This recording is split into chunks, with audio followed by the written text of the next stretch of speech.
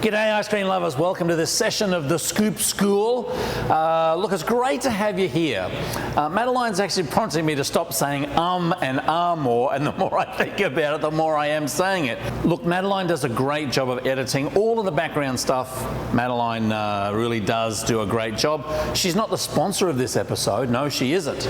Lloyd's of Pennsylvania are. Now Lloyd's of Pennsylvania, well, they're based out in Pennsylvania. Andy and Barry Jones, they formulate mixes, they come up with ice cream mixes for you. Barry is a food scientist, great husband, and I was going to say husband and wife team, great father and son team, great people to do business with on the ice cream mix, your ice cream mix needs. LloydsofPA.com, that link is down below. Now, I wanted to talk in this particular episode about something that's really important as to the quality of your ice cream. We spoke in a previous video about making this 3 color and 3 flavor ice cream here. Your, I'm saying all the time, your 4th of July ice cream. Now, if you put a lid on this, the space between the bottom of the lid and the surface of your ice cream, whether that be an inch, half an inch, 3/4 of an inch, that space where the air pocket is subject to temperature fluctuations. And that temperature fluctuation in an area in this bucket will actually form crystallization of the air or the ice particles that are in there. A lot of ice cream makers use it. Is basically a sheet of either wax paper or parchment paper. Now this particular product we just bought from Sam's Club. It's a menu mark food service heavyweight premium dry wax paper, and every time we make a batch of ice cream we put one, generally if it's a 3-gallon bucket, just one of these sheets will cover it, and we'll put that over the ice cream and just very gently press it down so there's no air pockets going.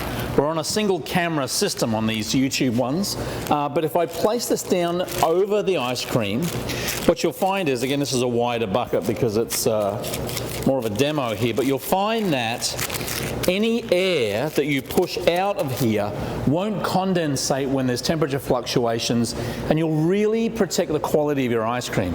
You should also use these dry wax papers or wax paper. Sometimes parchment paper can also work really well. At the end of the day, if you're not pulling ice cream out of the dipping cabinet and putting it in the freezer, I don't necessarily recommend you do that, but I would certainly cover it up. And again, sometimes the lid that goes on the bucket, you've still got that 2, 3, sometimes 4 inches of space between the lid and the product, top of the product, that is subject to condensation, it's subject to freezing. So a little bit of wax paper, dry wax paper on the top, press it down nice and gently, push the air out of it.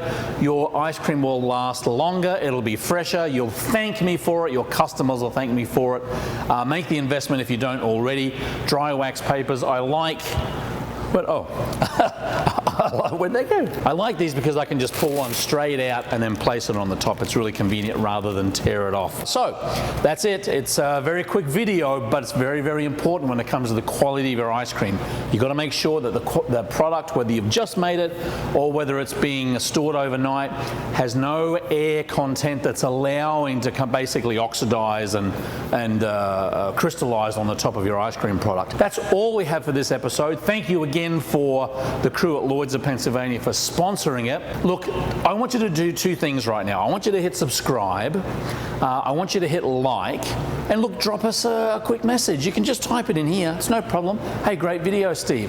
We want to see more of Madeline. Can you do this particular topic? Love to hear from you. Leave a message or email us info@scoopschool.com. Keep on scooping, and we'll see you in the next video.